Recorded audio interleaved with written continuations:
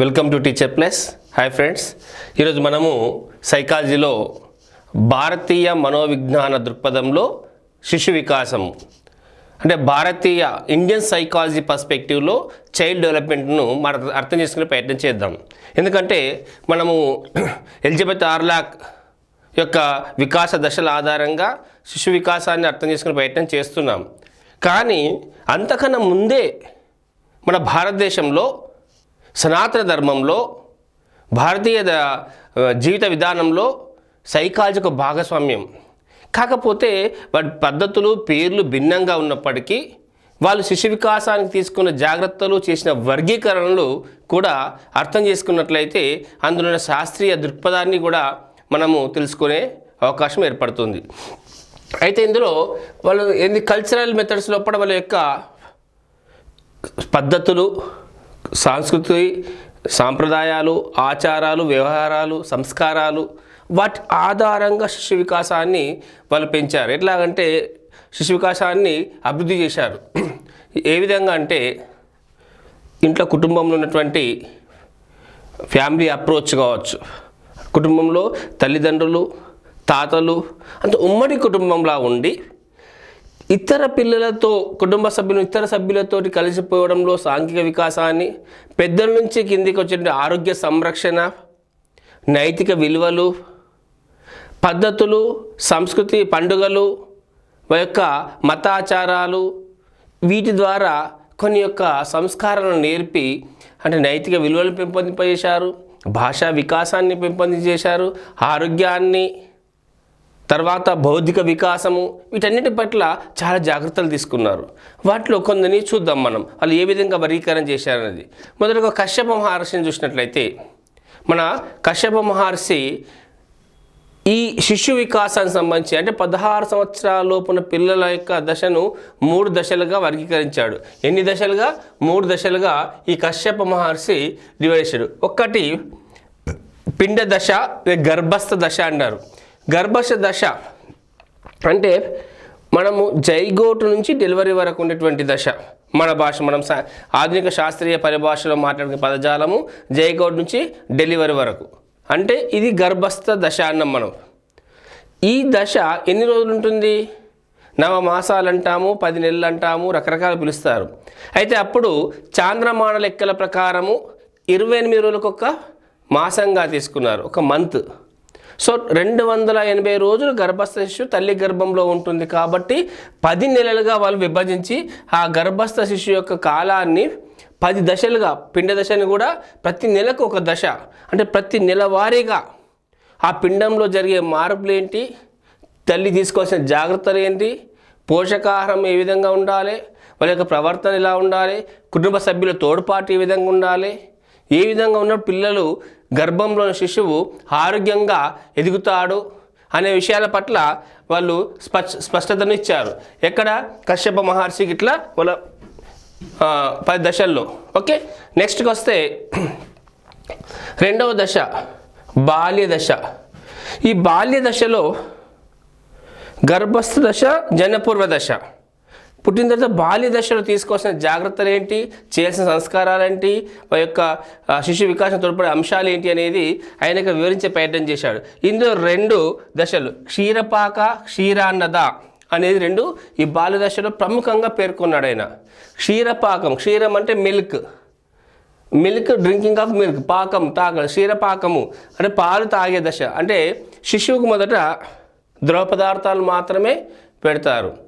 6 నెలల తర్వాత 6 నెలల వయసు వచ్చినాక వాటితో పాటు ఘన పదార్థాలు క్షీరాన్నద, క్షీర అన్నద milk and solid food cells కలిపి పెడతారు. 6 నెలల అన్నప్రాసన కార్యక్రమం కూడా చేస్తారు. ఈ దశలు ఇలా ఉంటున్నాయి. ఘన పదార్థాలు కూడా తీసుకుంటాడు. ఈ 3వది ముఖ్యమైనది కౌమార దశ. కౌమార దశ సాలిడ్ ఫుడ్. ఆ తర్వాత కౌమార సాలిడ్ ఫుడ్ గురించి తీసుకుంటారు. వాళ్ళ యొక్క శారీరక దృఢత్వం గురించి, విద్య గురించి ఇవన్నీ ఆ దశలో మాట్లాడతారు.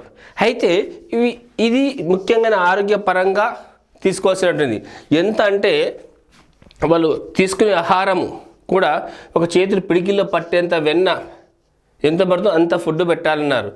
తీసుకునే మాత్ర అంటే డ్రగ్స్ మెడిసిన్ ఇచ్చేది కూడా ఒక గుంజెత్తు అన్నారు. వయసుల వారుగా ఇంత గుంజెత్తు అన్నారు. గుంజ అంటే చిన్నగా, అంటే ఒక సంవత్సరం వయసు వాళ్ళకు 12 గుంజలెత్తు మాత్రమే ఆయుర్వేదకి సంబంధించిన ఫుడ్ని ఇవ్వాలి అని చెప్పారు.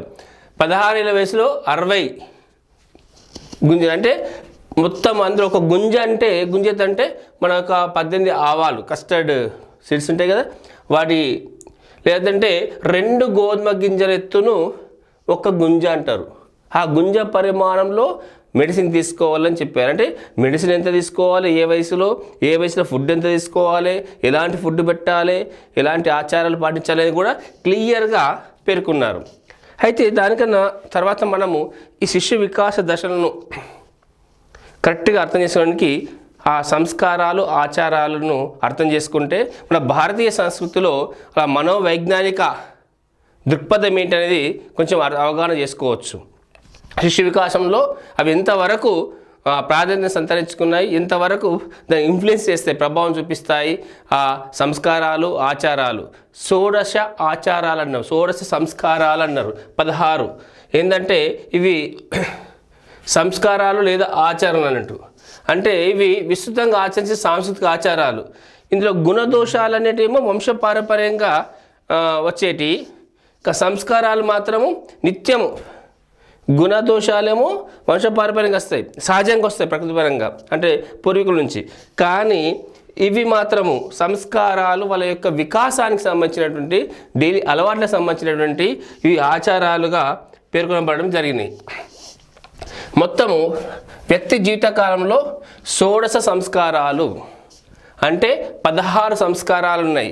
ఈ 16 సంస్కారాలు ఏంటంటే శిశువుకు జనన, అంటే శిశువు యొక్క గర్భస్థ సమయం నుంచి, గర్భధారణ నుంచి మొదలు పెడితే అంత్యేష్టి వరకు, మరణం వరకు 16 సంస్కారాలు 16 వయసులలో వివిధ స్థాయిల్లో చేయాల్సిన 16 సంస్కారాలను ఇందులో పేర్కొనడం జరిగింది. దీన్ని 16 ఆచారాలు 16 సంస్కారాలు 16 అని చెప్తాం మనం. ఓకే, అందులో 16లలో 3 జననపూర్వం, ఈ 3 జననపూర్వం ఉంటాయి. మిగతాయి అందులో 7 బాల్య దశలు ఉంటే మిగతాయి 6 యుక్త వయసులో ఉంటాయి. ఓకే, చూద్దాం ఒక్కొక్కటి. గర్భధానము, పుంసవనము, సీమంతం. గర్భధానము, పుంసవనము, సీమంతము ఈ 3 జననపూర్వంలో చేసే సంస్కారాలు. ఏంది గర్భధానము? గర్భధానము అంటే ఇక్కడ శిశువుకు జన్మనిచ్చే ప్రక్రియకు సంబంధించినటువంటి సంస్కారము. అంటే పెళ్ళి అయిన తర్వాత భార్యాభర్తల్ని కలిపేటువంటి ఒక ఉత్సవము. దీనికి కూడా చాలా ప్రాధాన్యతనిచ్చారు. ఎందుకంటే పెళ్ళి కన్నా ముందు కొన్ని సంస్కారాలు పెట్టారు, పెళ్ళి తర్వాత పెళ్ళిలో కొన్ని కృత్యాలు, సంస్కార ఆచారాలు ఉంటాయి. పెళ్ళి తర్వాత వాళ్ళు అన్యోన్య బంధాన్ని పెంచేందుకు 3 రోజులు దూరంగా విడిరాత్రులు ఉంచుతారు. 4వ రోజు వాళ్ళను సంబరాన్ని ఒక వేడుకగా సరైన ముహూర్తాన్ని చూసి, అంటే అప్పుడు వాళ్ళు వంశోద్ధారకుడు ఉండాలి, పురుషుడు పుట్టాలి, అంటే మగ అబ్బాయి పుట్టాలనేటువంటి ఒక ఆచారము ఆలోచనతోటి ఉండేవాళ్ళు. అందుకే వాళ్ళ యొక్క పేరు, జన్మ నక్షత్రాలు, జన్మ నామాలు ఆధారంగా, వాళ్ళ పుట్టిన తేదీల ఆధారంగా ఒక సరైన సమయాన్ని ఎంచుకొని వారికి ఆహ్లాదకరమైన వాతావరణంని వాళ్ళిద్దరి మధ్య అన్యోన్యత పెంచేందుకు కొంత సమయం ఇచ్చి, పెళ్లి తర్వాత 3 రోజులు ఒకరి పట్ల ఒకరికి అనురాగం పెంచేలా అవగాహన కల్పించి 4వ రోజు, పెళ్ళైన తర్వాత 4వ రోజు ఒక వేడుకగా మంచి మంత్రోచ్చరణ మధ్య అందరి యొక్క తోడ్పాటుతోటి వాళ్ళని ప్రత్యేకంగా సమాగం ఏర్పాటు చేస్తారు. అది గర్భధారణ సంస్కారం అంటారు. దానివల్ల ఆరోగ్యకరమైన, అలా ఆనందంగా ఆత్మీయంగా కలిసిపోతారు. కాబట్టి పుట్టే పిల్లలు కూడా అంతే ఆనందమైనటువంటి, ఆరోగ్యకరమైనటువంటి, మంచి సర్దుబాటు కలిగినటువంటి పిల్లలు పుడతారన్న భావనతోటి గర్భధానానికి కూడా ఒక మంచి సంస్కారముగా వాళ్ళు గుర్తింపు తీసుకొచ్చారు. ఓకే, ఇది గర్భధానము. మామూలుగా మనం జైగోటు చదువుకుంటూ వస్తాం, అంటే ఫెర్టిల్ అయినటువంటి సెల్ నుంచి మనం స్టార్ట్ చేస్తాం, ఫెర్టిలైజ్ అయిన సెల్ నుంచి స్టార్ట్ చేస్తాం జీవితాన్ని. కానీ మన భారతీయ సంస్కృతిలో, అంటే ఇప్పుడు ఆధునిక సైన్స్ కూడా చెప్తుంది, జైగోట్ ఫామ్ అయ్యే ముందు తల్లిదండ్రుల యొక్క ఆరోగ్య స్థితి, జన్యుస్థితి, మానసిక స్థితి కూడా పుట్టబోయే బిడ్డ ప్రభావం చూపిస్తుందని. కానీ మన భారతీయ సంస్కృతిలో ఆ రోజే స్మృతికర్తలు చెప్పారు, ఏంది, గర్భధానాన్ని ఒక సంస్కారంగా, ఒక ఆచారంగా పెట్టి సరైన సమయంలో సరైన విధంగా ఇద్దరికి ఆరోగ్య, మానసిక, శారీరక ఆరోగ్య, ఉద్వేగ స్థితులు సరిగ్గా ఉన్నప్పుడు సరైన సమయంలో ఈ గర్భధాన ప్రక్రియను చేసినట్లయితే సరైన శిశువుకు జన్మనిచ్చే అవకాశం ఉంటుంది అనేసి మొదటిది గర్భధానము అని సంస్కారం పెట్టారు. రెండవది పుంసవనం. పుంసవనం అంటే తల్లి గర్భం దాల్చింది అని కన్ఫామ్ అయ్యాక, అంటే ఈ కన్సీవ్ అయినాక 3వ నెలలో, గర్భస్థ శిశువు యొక్క 3వ నెలలో చేసేటువంటి ఈ ప్రక్రియను పుంసవనం అంటారు. అంటే భార్యకు ఏంది, ఒక వేడుకగా సరైన ఆహారాన్ని ఇవ్వడము, ఆమెకు ఈ టైంలో యాక్చువల్గా మర్రి గింజల రసాన్ని తీసి కుడి ముక్కు నాసికా రంధ్రంలో పోస్తారు. ఎందుకంటే ఆరోగ్యవంతుడైన బలిష్ఠుడైనటువంటి కొడుకు పుట్టాలన్నటువంటి పద్ధతితోటి. అట్లాగే కొన్ని రావ్యాకులు ఇంకా వేరే వేరే పదార్థాలతోటి కలిపిన ఆహారాన్ని తీసుకుంటారు. దాని యొక్క వండిన వాసనను పీల్చమంటారు. ఆ వాసన పీల్చడం వల్ల యోని ద్వారం వద్ద ఉన్నటువంటి ఏమైనా ఇన్ఫెక్షన్లు ఉంటే తొలగిపోతాయి. అక్కడ యోని ద్వారము, గర్భాశయము మొత్తం కూడా శుద్ధి అయిపోయి ఆరోగ్యంగా, పరిశుద్ధంగా ఉండడం వల్ల శిశువుకు ఎలాంటి అంటువ్యాధులు సోకకుండా ఉండే అవకాశం ఉంటుందని అక్కడ కొన్ని సంస్కారాలు, కొన్ని పద్ధతులు, ఆచారాలను పాటిస్తారు. ఎక్కడ ఈ పుంసవనం అటువంటి దశలో. ఓకే, ఇది ఏ టైంలో ఇస్తారు? 3వ నెలలో ఇస్తారు. నెక్స్ట్ సీమంతం. సీమంతం మనకు తెలుసు 5వ నెలలో, కొన్ని సాంప్రదాయాలు 7వ నెలలో చేస్తారు కొన్ని ప్రాంతాల్లో. అంటే కులాల వారిగా, ప్రాంతాల వారిగా, కుటుంబాల వారిగా కొన్ని వేరియేషన్స్ ఉంటాయి దీంట్లో. సాధారణంగా మనము సీమంతాన్ని 5వ నెలలో చూస్తుంటాం. ఈ సీమంతం అనే వేడుక ఎందుకోసం చేస్తారు? సీమంతం వేడుక అప్పుడు అందులో యాక్చువల్గా తల్లి గర్భస్థ శిశువును ఆనందంగా ఉంచాలంటే తల్లి ఆనందంగా ఉండాలి. తల్లి యొక్క ఉద్వేగాల యొక్క ప్రకంపనలు, ఆమె విన్న శబ్దాలు, విన్న మాటలు, దాని యొక్క ఇంప్రింట్స్ గర్భంలో ఉన్న శిశువు పైన పడుతున్నాయి అనే ఉద్దేశంతో ఆమెకు ఆహ్లాదకరమైన వాతావరణం కల్పించి, ఆమెకు వేడుకలాగా చేసి, కుటుంబ సభ్యులు, బంధువులు వాళ్ళందరి మధ్యలో ఆమె నుంచి సరైన పౌష్టికాహారం ఇచ్చేసి ఒక వేడుకగా చేస్తారు. దానివల్ల ఆమె ఆనందంగా ఉంటుంది. నాకు ఇంతమంది ఆత్మీయులు ఉన్నారు, ఆప్తులు ఉన్నారు, నేను ఏదానికి తెచ్చిపెట్టే భర్త ఉన్నాడు. అక్కడ సంస్కారం, భర్త అడుగుతాడు ఒకటి, నీకేం కావాలి అని. అప్పుడు భార్య కోరికను తీర్చాలి అనేది భర్త యొక్క బాధ్యతగా ఈ సీమంతం యొక్క వేడుకలో ఒక ప్రధాన భాగం. అప్పుడు భార్యకు నా భర్త నేను కోరింది ఏదైనా నా కొరకు చేస్తానకు ఉల్లాసము, ఆనందము ఉంటుంది. దానివల్ల పుట్టపై ఆమె ఆలోచన ప్రభావము లోపల శిశువు పైన పడుతుంది. వాళ్ళ మధ్య ఆత్మీయత కూడిన మాటల యొక్క ప్రభావాన్ని నేర్చుకుంటాడు శిశువు అని చెప్పేసి ఇక్కడ సీమంతం అనే వేడుక చేస్తారు. అక్కడి నుంచి భార్యని చాలా జాగ్రత్తగా తీసుకోవాలి, జాగ్రత్తగా చూడాలనేటువంటిది ఉంటుంది. నెక్స్ట్ జాతకర్మ. జాతకర్మ అనేది యాక్చువల్గా ఇది ఏంది, జనన సమయంలో చేసేటువంటి ప్రక్రియ. శిశువు పుట్టగానే, ఇప్పుడంటే హాస్పిటల్లో డాక్టర్ చూస్తాడు, ఆటో వాడు వస్తాడు, ఎటో తీసుకెళ్తారు. కానీ జాతకర్మ అనేది నిర్వహించేవాళ్ళు శిశువు పుట్టగానే ఆ శిశువుకు మొదట బంగారు తీగతో నెయ్యి, తేనెలో కలిపి ఆ తీగతో ఆ డ్రాపును నాలుకపైన వదిలేసేవారు చప్పరించడానికి. అది మీద శక్తిని ఇవ్వడానికి అవకాశం ఏర్పడుతుంది అని నమ్మేవారు. తర్వాత అతడు త్వం శతమానం భవతి అని తండ్రి ఆ శిశువు చెవులో పలికేవాడు. ఆ తర్వాత అతని యొక్క శుద్ధి స్నానం చేసిన తర్వాత పాలు పట్టేవారు. అప్పుడు ఇది బొడ్డు కత్తిరించేవారు, నాభిన అంబ్లికల్ కార్డ్ను కట్ చేసేవాళ్ళు. జాతకర్మ ప్రక్రియలో ఏం చేసేవాళ్ళు, తేనె నెయ్యిని బంగారు తీగతోటి నోట్లో వదిలేవాళ్ళు.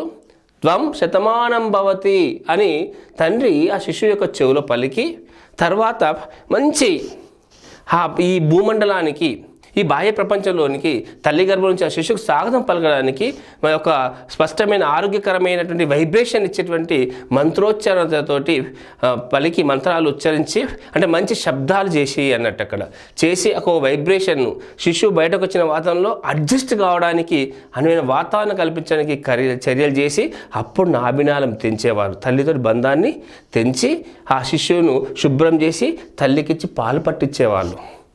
ఇది ఆ మురిపాలు తాగడం వల్ల ఆ టైంలో ఆ శిశువు ఆరోగ్యానికి చాలా మంచిది.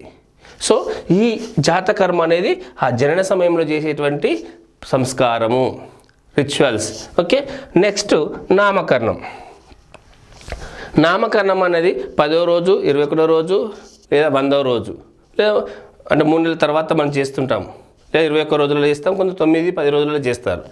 ఈ నామకరణం అనేది ఒక నేమింగ్ సెలబ్రనీ, మనం క్రెడిట్ సెరమనీగా పిలుస్తుంటాం దాన్ని, తొట్టెలో వేయడం అని. ఆ నామకరణానికి ప్రత్యేక దశగా ఎందుకు తీసుకున్నారంటే వీళ్ళు నామకరణాన్ని ప్రత్యేకంగా తీసుకోవడానికి కారణం ఉంది. పేరు పెట్టడంలో కొన్ని పద్ధతులు పాటించేవాళ్ళు.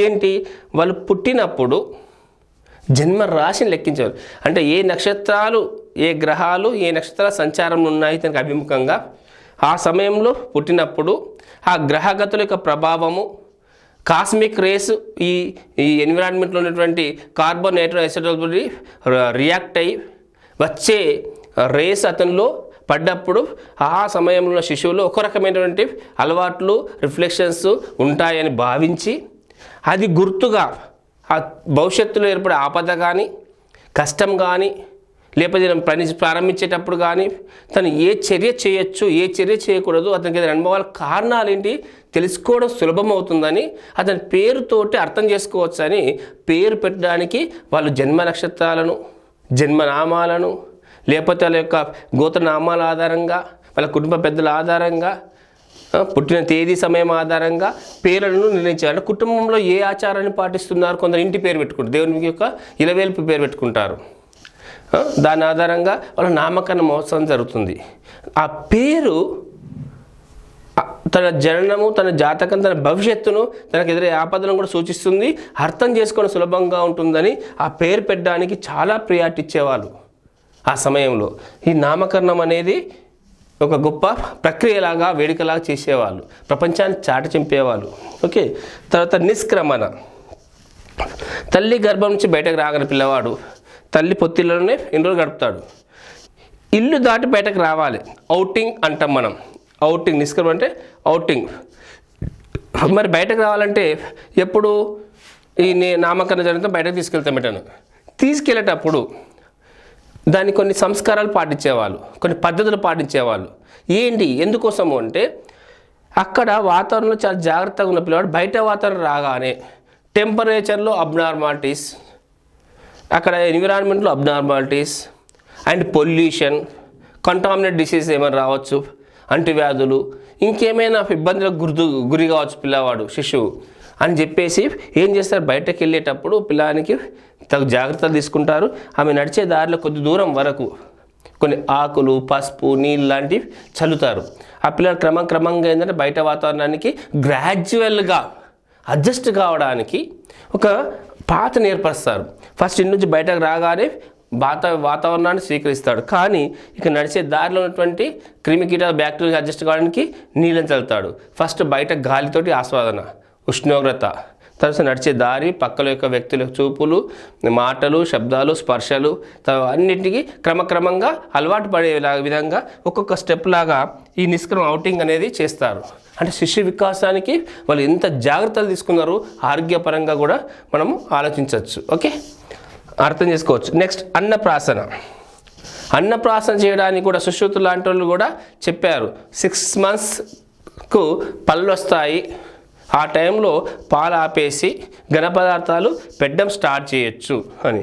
ఆ ఘన పదార్థాలు కూడా ఎలా ఇవ్వాలనేది కూడా నిర్ణయం చేశారు. తొలి ఆహారాన్ని ఇచ్చేటప్పుడు పరిశుభ్రమైనటువంటి ఆరోగ్యకరమైన పాత్రల్లో వివిధ రకాలైనటువంటి స్ట్రెంగ్త్ ఇచ్చేటువంటి పోషకాలు కలిగినటువంటి అతనికి తేలిక జీర్ణమయ్యేటువంటి ఆహార పదార్థాలు సూచించారు. అది ఏ క్రమ పద్ధతిలో ఎంత పరిమాణంలో ఇవ్వాలనేది కూడా వాళ్ళు సూచించడం జరిగింది. పిల్లాని యొక్క శారీరక స్థితిగతులను బట్టి ఎంత పరిమాణంలో ఏ ఆహారాన్ని ఏ దశలో ఏ సమయంలో ఇవ్వాలనేది కూడా నిర్ణయం చేయడం జరిగింది. అన్నప్రాసన కూడా అదొక దశలాగా భావించారు. ఎందుకంటే తొలి ఘనాహారాన్ని తీసుకునే అలవాటును స్టార్ట్ చేయడం ఏ విధంగా స్టార్ట్ చేశాడో, ఏ విధంగా అలవాటు చేశాడో రేపు పొద్దున వాడు అలాంటి ఆరోగ్యాన్ని పొందుతాడు, అలాంటి భవిష్యత్తును పొందుతాడు ఆ శిశువు అని చెప్పేసి వాళ్ళు అన్నప్రాసన కూడా ప్రత్యేకంగా గుర్తింపునిచ్చారు. తర్వాత నెక్స్ట్ చూడాకర్ణ ట్రాన్స్ఫర్. సాధారణంగా సంవత్సరాంతంలో అంటే 11th మంత్లో లేదా 3 years లేదా 7 years వరకు కూడా పొడిగించారు. ఈ చూడాకర్ణ ఎందుకోసం అంటే 2 కారణాలు. అంటే గుండు కొట్టడం. ఈ గుండు కొట్టడము అంటే ఎంట్రుకల తలనీలాలు తీసే మొదటి దశ. ఈ బుర్రే 1 సంవత్సరం వరకల్లా ఈ యొక్క కపాలం ఏదైతే ఉందో స్కల్ గట్టిపడుతుంది. గట్టిపడేంత వరకు అది కటింగ్ చేయరు, అది గుండు కొట్టడానికి లేదు. అప్పుడు గట్టిపడ్డ తర్వాత ఈ ఎంట్రుకలు ఫస్ట్ ఉన్న ఎంట్రుకలు తీసేస్తారు. ఎందుకంటే 1 year నుంచి ఉన్న ఎంట్రుకలు తీసేయడం వల్ల పిల్లవాడు అందంగా కనబడతాడు శిశువు, అమ్మాయికి పాప కానీ పాప కానీ శిశువు. రెండోది ఆరోగ్యరీత్యా శిశువు యొక్క స్కల్ గట్టిపడడానికి, ఆ మంచి కుదుళ్ళు గట్టిగా ఏర్పడడానికి అవకాశం ఉంటుంది. కాబట్టి అందుకోసము ఈ కేశఖండనము చూడాకరణ అంటారు. కానీ ఎక్కడ ఏ గ్రంథాల్లో కానీ ఏ స్మృతుల్లో కానీ ఏ శృతికర్తలు కానీ దేవాలయాల్లో తలనీలాలు సమర్పించాలని చెప్పబడలేదు. తర్వాత వీళ్ళు ఏంటంటే జనాలు ఆ గుడిలో అర్పించుకుందాం, ఎక్కడ తీస్తున్నాం కదా అనేది కొత్త పద్ధతులు పెట్టారు. అది ఒక పద్ధతి నడిచిపోయింది, అది తప్పు ఒప్పని కాదు. కానీ ఎంటికలు తీశారా లేదా అనేది ఒకటి ఇంపార్టెంట్. ఆ తీయడాన్ని కూడా వాళ్ళు సమయాన్ని నిర్ణయించారు. ఎప్పుడు పడితే అప్పుడు తీయకూడదు, ఎలా తీయాలనేది కూడా ఈ చూడాకరణ ప్రక్రియను కూడా వాళ్ళు సూచించడం జరిగింది. ట్రాన్స్ఫర్ తలనీలాలు అర్పించడం. ఓకే, నెక్స్ట్ కర్ణవేద. ఈ కర్ణవేద సాధారణంగా బిలో 5 years, యావరేజ్గా 3 years ఏజ్లో కర్ణవేద చేస్తారు. ఏంది కర్ణవేద అంటే పియర్సింగ్ ఇయర్, చెవులు కుట్టడం. చెవులు కుట్టడం ఎందుకంటే ఈ చలన వికాసాలు పెరుగుతున్న దశలో మేధో వికాసం కూడా పెరుగుతుంది, భాషా వికాసం పెరుగుతుంది. ఆ సమయంలో ఈ చెవిరంధ్రాలు కుట్టడం వల్ల చెవిరంధ్రాల ద్వారా సూర్యకిరణాలు చెవులోనికి పోతాయి. అక్కడ పెట్టేటువంటి మనం మెటల్స్, రాగి, బంగారము లాంటి మెటల్స్ వల్ల ఒక రకమైన వాహకత, కండక్టివిటీ ఏర్పడుతుంది. అవి శిశువు లోపల 2 రకాలుగా అంటే వినికిడి జ్ఞానాన్ని పెంచుతుంది, చెవిటి సమస్యలు, కంటి సమస్యలు రాకుండా కాపాడుతుంది. ఏంటంటే ఇవి ఇక్కడ సరైన నరము ప్లేస్ని సూచించారు వాళ్ళు. ఆ ప్లేస్లో దాంతో చెవి కుట్టడం వల్ల చెవులో చీము అనేది రాదు. భవిష్యత్తులో చీము రాకపోవడం వల్ల ఏమైంది, కర్ణబేరు శుభ్రంగా ఉంటుంది, చెవుడు వినికిడి జ్ఞానం బాగుంటుంది. ఎప్పుడైతే వినికిడి జ్ఞానం బాగుంటుందో అప్పుడు ఉచ్చారణ, భాష అనే వికాసం అనేది బాగా జరుగుతుంది.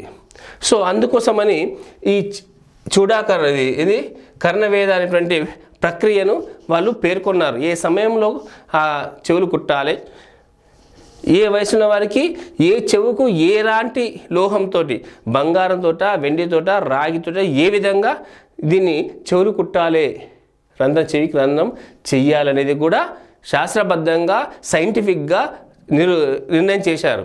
అది ఈరోజు సైన్స్ కూడా ఒప్పుకునే విధంగా ఉంది. నెక్స్ట్ అక్షరాభ్యాసం.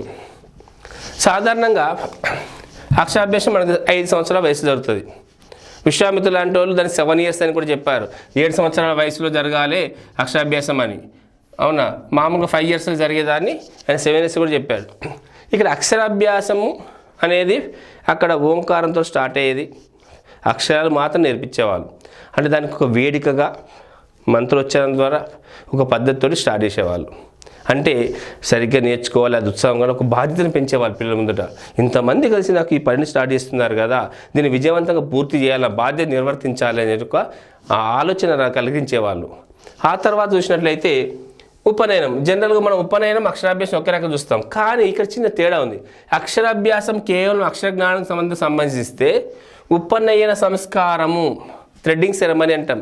ఉపనయన సంస్కారం యజ్ఞోపవీత ధారణ చేయడము, దీన్నే 2వ జన్మగా కూడా అంటారు. ద్విజులు అని పిలుస్తారు. ఉపనయనం ధరించే వాళ్ళను 2వ జన్మ ఎత్తినట్టుగా భావిస్తారు. ఎందుకంటే ఈ ఉపనయన సంస్కారం ద్వారా గురువు దగ్గరికి, గురుకులానికి విద్యను అభ్యసించడానికి ఆ పిల్లవాడిని పంపిస్తారు. దీనికి వేరే వేరే వర్గాలకు వేరే వేరే వయసు ఉన్నాయి. బ్రాహ్మణులు అయితే 8 years, క్షత్రులు అయితే 10 years, వైశ్యులు అయితే 12 years వయసులో ఈ ఉపనయన సంస్కారము నిర్వహించుకోవడానికి అవకాశం ఉంది. అంటే 8 సంవత్సరాల వయసులో ఉపనయన సంస్కారం చేసి శాస్త్రబద్ధంగా పెద్దల సమక్షంలో ఆ శిశువును సూర్యునికి అభిముఖంగా కూర్చునబెట్టేసి పవిత్రమైనటువంటి శక్తివంతమైన గాయత్రి మంత్రాన్ని గురువు ఉపదేశిస్తారు. గాయత్రి మంత్రము ఈ లయయోగంలో గొప్పది. ఆ మంత్రము చాలా పవిత్రమైనది, శక్తివంతమైనది. ఏంటంటే ఆ గాయత్రి మంత్రాన్ని సరైన విధంగా సరైన సంఖ్యలో ఉచ్చరించినట్లయితే శరీరంలో ఉన్నటువంటి దశవిధ నాడులు స్టిమ్యులేట్ అవుతాయి.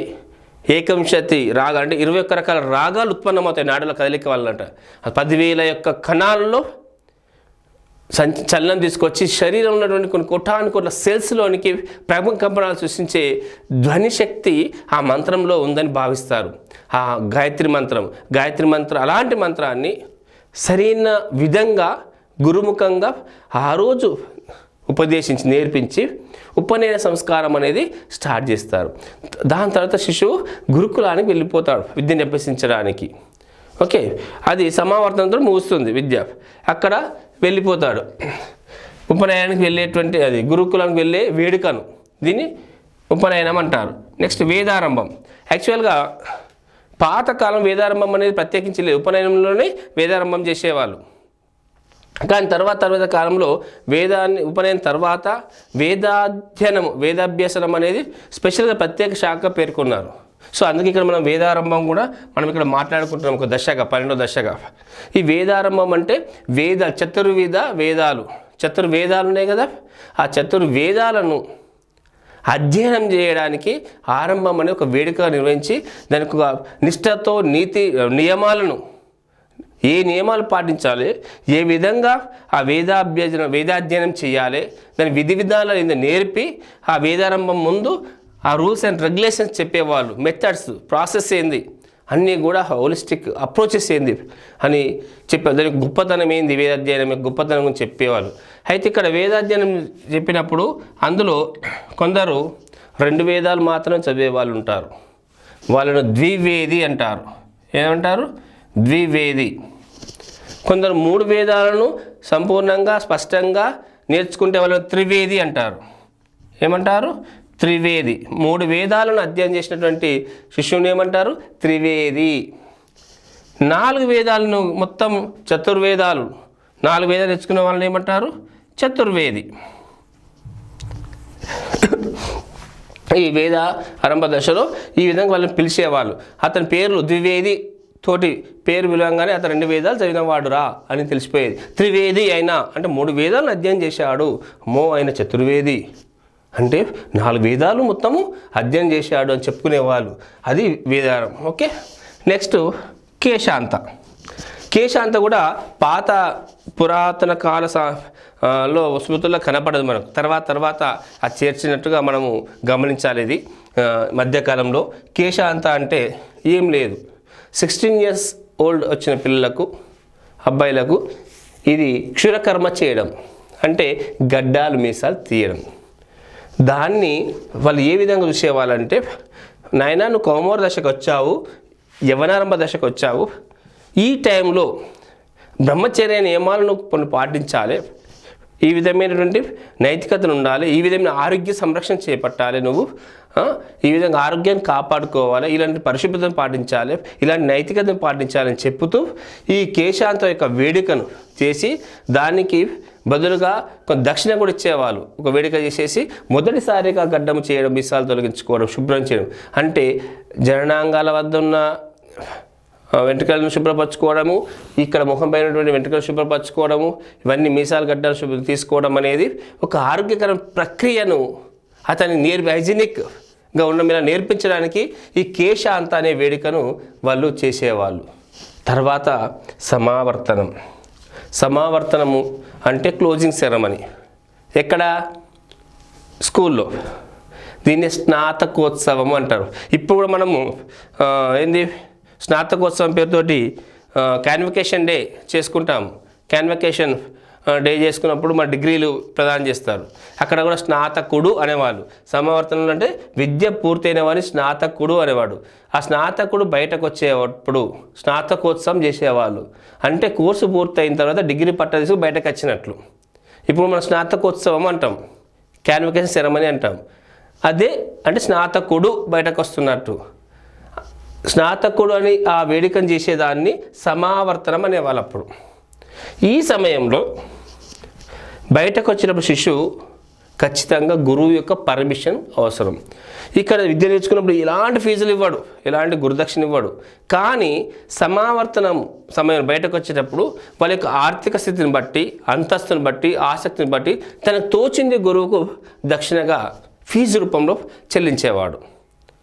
వాళ్ళ యొక్క స్తోమత, ఇష్టాలు, స్థాయి, అంతస్తు వాటిని ఆధారంగా ఆ గురువుకు వాళ్ళు దక్షిణ సమర్పించుకునేవాళ్ళు. దక్షిణ ఇచ్చినా ఇవ్వకపోయినా గురుకుల నుంచి బయటకు వెళ్ళడానికి ఖచ్చితంగా సమావర్తన టైంలో అతడు గురువు యొక్క అనుమతి పొందాల్సిందే. గురువు ఎప్పుడు అనుమతిస్తాడు? ఇతను నేర్చుకున్న విద్య తగిన విధంగా నేర్చుకున్నాడు, నేర్చుకున్నది అన్నీ తగిన విధంగా వినియోగించుకుంటాడు, జీవితంలో తర్వాతి దశకు అతడు ఎలిజిబుల్ అని నిర్ణయించినప్పుడు అతడు సమావర్తన ప్రోగ్రాంలో బయటకు వెళ్ళడానికి పర్మిషన్ ఇస్తాడు శిశువుకు. అది సమావర్తన ప్రక్రియ. అంటే ఒక సిస్టమేటిక్ ఆర్డర్లో ఇవన్నీ వస్తువులు చూసిరా. ఈ దశల వల్ల చేసే సంస్కారాలు పిల్లల్లో ఒక రకమైన నైతికాభివృద్ధిని, జ్ఞానాభివృద్ధిని, మేధాస్సును, భాషాభివృద్ధిని, ఆరోగ్యం, శారీరక పెరుగుదలను అన్నిటినీ ఒక రకంగా కాపాడుతూ పెంచే విధంగా ఉంటున్నాయి అవి. ఓకే, నెక్స్ట్ వివాహము, మ్యారేజ్. చాతుర్వర్ణ దశల్లో గృహస్థ ధర్మము అనేది ఒకటి. బ్రహ్మచర్యము, గృహస్థధర్యము, వానప్రస్థ, సన్యాసం 4 ఆశ్రమాలు చూసినట్లయితే గృహస్థు వివాహం తర్వాత అతనికి ఒక కుటుంబ వ్యవస్థ ఏర్పడిన నాంది వాచకం జరుగుతుంది. ఈ వివాహం కూడా కొన్ని నియమాల్లో బడి ఉంటుంది. ఎవరిని చేసుకోవాలి ఏంటంటే సవర్ణీకులు చేసుకోవద్దు, సపిండీకులు చేసుకోవద్దు. ఒకే సవర్ణీకులు అంటే ఒకే వర్ణం చెందిన చేసుకోవాలి. కానీ సపిండీకులు అంటే ఏంది? రక్త సంబంధికులు, క్రాస్ కజిన్ మ్యారేజ్ అంటాం కాబట్టి రక్త సంబంధికుల మధ్య వివాహం నిషేధం. అప్పుడు చేసుకోవడం లేదు. అప్పుడు కానీ ఇప్పుడు కానీ ఎప్పుడు కూడా రక్త సంబంధికుల మధ్య వివాహం అనేది జరగకూడదు అని నిర్ణయం చేశారు. కానీ ఒకే వర్ణానికి చెందిన వాళ్ళని చేసుకోవచ్చు. వర్ణ సంకరం వల్ల పుట్టే పిల్లలకు అస్థిరత ఏర్పడుతుందని చెప్పేసి వాళ్ళు సవర్ణీయులను చేసుకోవాలి. అంటే ఒకే జాతికి చెందినటువంటి వ్యక్తులను చేసుకోవాలి అని చెప్పేసి చెప్పారు పెళ్ళి.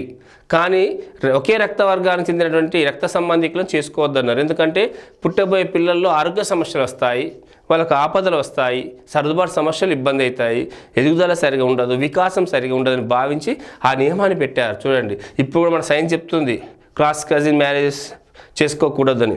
అప్పటి నుండే వాళ్ళు మన సైకాలజీ వాళ్ళు పాటించారు. అప్పుడు అందుకే ఆరోగ్యంగా ఉన్నారు చాలామంది. ఓకే, సో ఆ నియమాలు అనేది వివాహం ద్వారా చేసేవాళ్ళు. ఇక లాస్ట్కి వస్తే అది జీవితం గడుపుతాడికి చివరి దశ. మనకైతే ఇక్కడ వేదారంభం వరకు మనకు అవసరము. మామూలుగా వికాస దశలో కౌమార దశ వరకు మాట్లాడుకుంటాం కాబట్టి ఇక లాస్ట్ అంత్యేష్టి అంటే ఇక చివరి ప్రయాణం, మరణము, అంత్యము. సో ఆ చివరి ప్రయాణం అనేది జరిగేదని అంత్యేష్టి దశ అంటారు, మరణము అని అంటారు. సో ఈ మరణ సమయంలో కూడా వాళ్ళ బంధువులను, తెలిసిన వాళ్ళను, అందరినీ, ఆత్మీయులందరినీ దగ్గర ఉండి చివరి పలుకులు పలికి అతన్ని జాగ్రత్తగా తీసుకుపోతారు. ఆ తీసుకుపోయడానికి 7 చుట్టూ పాడే కడతారు. అతన్ని తీసుకుపోయి తులసి జలాలు నిదాయిపిస్తారు. అంటే అతని యొక్క ఆత్మ సంతృప్తిగా పోవాలని. దింపుడు గల్లెమని కూడా ఒకటి పెడతారు. అంటే ఒకవేళ పొరపాటున చనిపోయిన భావించినప్పటికీ మళ్ళీ లేస్తాడేమో. అంటే కథల్లో చెప్పేవాళ్ళు ధర్మరాజు పొరపాటున తీసుకపోతే మళ్ళీ వదిలేసి అద్దునాయని టైం పీరియడ్ కాలేదు పో అని భూమికి పంపించినట్టుగా మనం కథల్లో వింటుంటాం. సరే వాట్ ఎవర్ ఇట్ ఈస్, అది అయిపోయినప్పటికీ దింపుడు గలమని చెప్పేసి మనము ఫ్యూనరల్ తీసుకెళ్ళి మధ్యలో ఆపుతారు. ఆపి చెవులో 3 సార్లు అతని పేరుని పిలుస్తారు. ఒకవేళ అతనిలో ప్రాణం ఉంటే తిరిగి లేచి వస్తాడని ఆశతోటి. అది ఇప్పటికి సాంప్రదాయం పాటిస్తుంటాం. తీసుకుపోయి ఆహుతి చేస్తాము. చేసిన తర్వాత ఎముకలేరి అతనికి సంతృప్తి కలిసే ప్రక్రియలు ఏమేమి ఉంటాయి అవన్నీ కూడా కర్మ ఇవన్నీ కూడా చేస్తారు. దానివల్ల ఏంటంటే ఒక వ్యక్తి జీవితానికి వాళ్ళు ఎంత ఇంపార్టెన్స్ ఇస్తున్నారు చూడండి. అంటే పెరుగుదల, వికాసంలో ఈ సంస్కారాల పేరుతో వాళ్ళ యొక్క ఆలోచన విధానంలో, ప్రవర్తనలో, అతని యొక్క నడవడికలో, ఆరోగ్యంలో ఎన్ని రకాల మార్పులకు కారణమవుతారు, ఒక పాజిటివ్ వేలో తీసుకెళ్తున్నారు. ఇందులో చాలా వరకు సైంటిఫిక్గా ఇప్పుడు మనం ఒప్పుకోవాల్సిన అవసరం ఉంది. అంటే వాళ్ళకు ఈ ఆధునిక సైన్స్ తెలియని కాలంలో వాళ్ళకు తెలిసిన జ్ఞానంతో వాళ్ళు కొన్ని విధానాలు పాటించారు. అందులో కొన్ని మనం శాస్త్ర దూరంగా ఉండొచ్చు, కొన్ని నిరూపితం కాకపోవచ్చు. కానీ చాలా వరకు అయితే మన భారతీయ సమాజంలో భారతీయ మనోవిజ్ఞానవేత్తలు శిశు వికాసానికి చాలా జాగ్రత్తలు తీసుకున్నారు, కొన్ని మంచి నియమాలు పాటించారని చెప్పేసి మనకు ఇది అర్థమవుతుంది వీటి ద్వారా. ఓకేనా ఫ్రెండ్స్?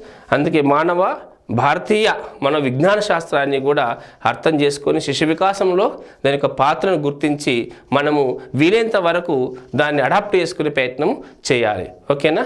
Thank you.